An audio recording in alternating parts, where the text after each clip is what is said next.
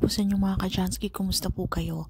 At ngayong araw na ito ay meron na naman po tayong bagong ibabahagi sa inyo na kung saan ito po ay mga simpleng paraan para mas lalo pang maka-attract ng good luck na yan sa saping yaman man o pananalapi.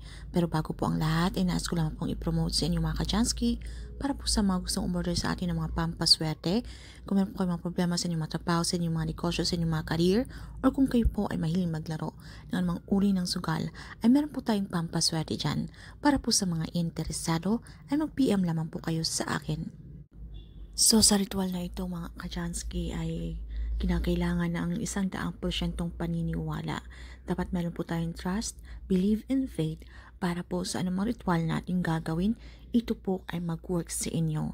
Dahil po kung kayo po ay merong pag-aalinlangan lamang at kayo po ay naku-curious kung totoo nga ba ang pampaswerteng ritual na ito kaya inyo lamang pong sinusubukan, ay huwag nyo lamang pong ituloy dahil masasayang naman po ang inyong oras. So inuulit ko po para lamang po ito para sa mga taong merong 100% naniniwala rito. So ito po ay mainam mga ka-Jansky kung kayo po ay meron pong pangangailangan sa pera. Lagi po kayong kapos o gipit. Gusto nyo pong mag-manifest or kung gusto nyo pong, kung kayo po ay mga negosyante, kung gusto nyo pong maging successful, kayo po ay maging matagumpay, kung meron po kayong mga transaksyon, okay? At ito rin po ay mainam kung kayo po ay mahilig maglaro ng sugal or kung kayo po ay mananayan ng loto. Pero inuulit ko po mga ka-Jansky, ayoko pong kayo ay ini-encourage na malulung kayo sa sugal or sa loto. Make sure na ito po ay libangan nyo lamang. Meron po kayong mga extra money dito. Okay? Hindi po yung tipong nalulung kayo at kayo po ay nangungutang na at kayo nagkabaon-baon sa utang. Hindi po ito ganun at hindi po ito mag-work sa inyo. So, gamit lamang po yung ating dahon ng laurel. So, lagi po natin tinatambok dito sa ating mga video. Itong dahon ng laurel, dito po ay sa mundo ng mahika, ito po ay mapisang pampaswerte. At sa ating pangkanunuan mga ka-Jansky, sa ating mga lolo at lola, ito po ay talagang subok na ginagamit na bilang pampaswerte. So, aside rin mga ka-Jansky, kailangan din natin dito ng panulat. So, kahit ano pong kulay ng panulat ay wala pong problema. And then, kailangan din po natin dito ng kandila, okay? So, puting kandila ay wala pong problema. So, pwede po natin gamitin yan. At aside rin mga ka-Jansky, kailangan din po natin dito ng ilang perasong hibla ng buhok ng inyong kilalang babae na yung wala pa pong experience, wala pa po silang karanasan, or in other words, sila po ay berhen pa. Okay? So, humingi lang po tayo ng ilang pirasong hibla ng kanilang buhok. So, kinakailangan mga ka-Jansky alam nila at sila po ay willing na magbigay po sa inyo. Hindi po yung tipong ayaw nila, napipilitan lang, or kinuha nyo po ito sa kanilang suklay, meron po kayong kaibigan at kinuha nyo lang po sa kanilang suklay na meron pong buhok doon, okay? So, dapat kayo po ay magpaalam at kapag sila po ay willing na ibigay sa inyo, okay, then yan po ay mas mainam, okay? Then pagkatapos mga ka-Jansky ay gawin lamang natin ang ritual na ito sa gabi bago po tayo matulog. So maghanap lamang po tayo ng parte sa ating pamamahay na kung saan tayo po ay komportable na pwede po natin gawin ang ritual na ito. Make sure na naka-off po ang inyong mga telebisyon, ang inyong mga radyo, nakasalon po ang inyong mga phone para po tayo ay makapag-focus. So, sindihan po natin ang ating mga kandila mga ka-Jansky kapag gawin po natin ang ritual na ito. So, sa dahon ng laurel mga ka-Jansky, sulatan nyo lamang po ito. Okay, depende po. Halimbawa kayo po ay mananayan ng loto. So, pwede nyo po isulat yung inyong mga numero na mga inyong mga favorite number o yung mga lucky number. Isulat nyo lamang po iyan, okay? At sa likuran po ng ating dahon ng laurel, ay isulat nyo lamang po ang inyong pangalan. Okay? Ang inyong pangalan at ang inyong buwan or inyong petsa ng kapanganakan. Okay? Isulat nyo lamang po iyan sa likod ng dahon ng laurel. So, kung halimbawa naman po, kung pera po ang gusto nyo i-manifest, so pwede nyo pong isulat yung amount ng pera o halaga ng pera ng inyong kakailanganin mga ka-Jansky, alright? And then ganoon din po yung inyong gagawin sa likuran nito, isulat nyo lamang po ang inyong pangalan at saka ang inyong kapanganakan, okay? Yung petsa ng inyong kapanganakan. So pagkatapos ito mga ka-Jansky ay kung meron po tayong mga money oil, ay pwede po natin itong gamitin. Okay? Dahil ito po ay mas malakas pang mag-attract ng sasaping pananalapi. Okay? And atin pa po itong isinabay sa ating dahon ng laurel.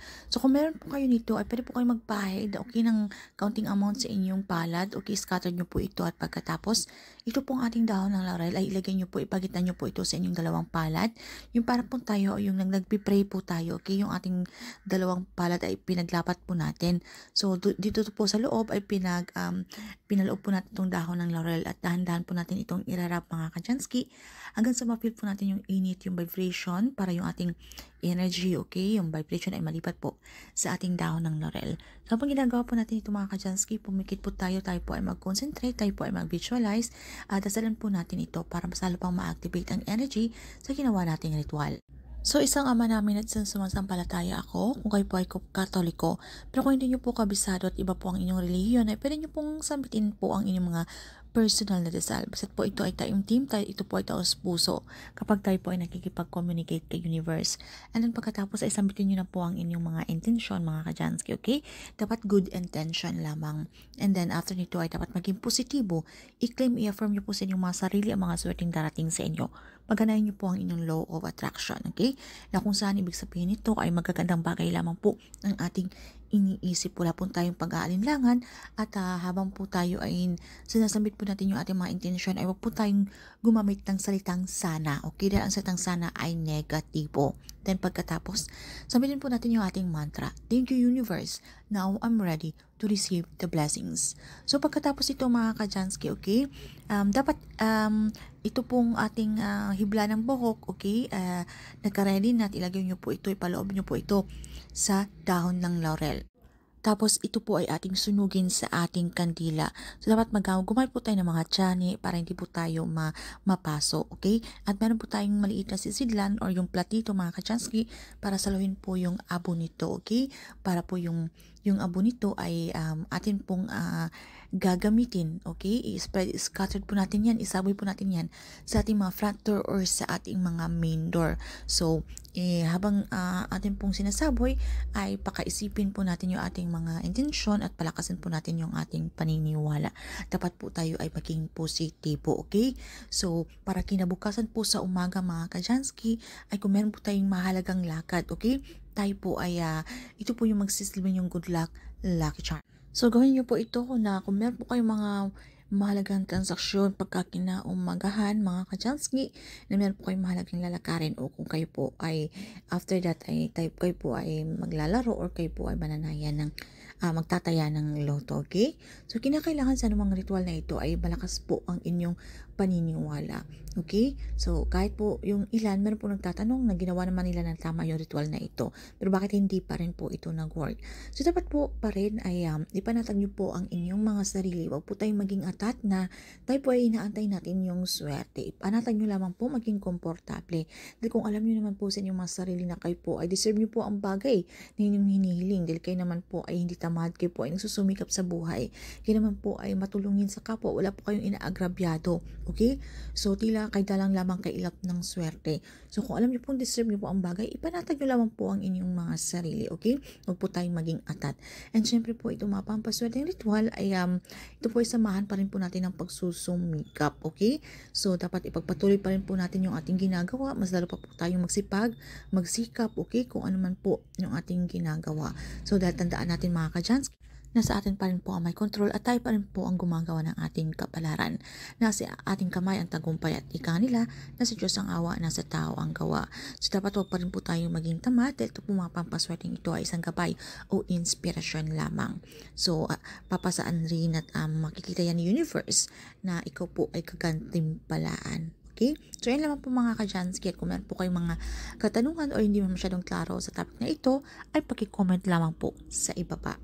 So, thank you so much mga kajansky. Yan lamang po at maraming salamat sa inyong lansang pagsuporta dito sa ating channel. I need to say bye now. Keep safe everyone. Bye mga kajansky.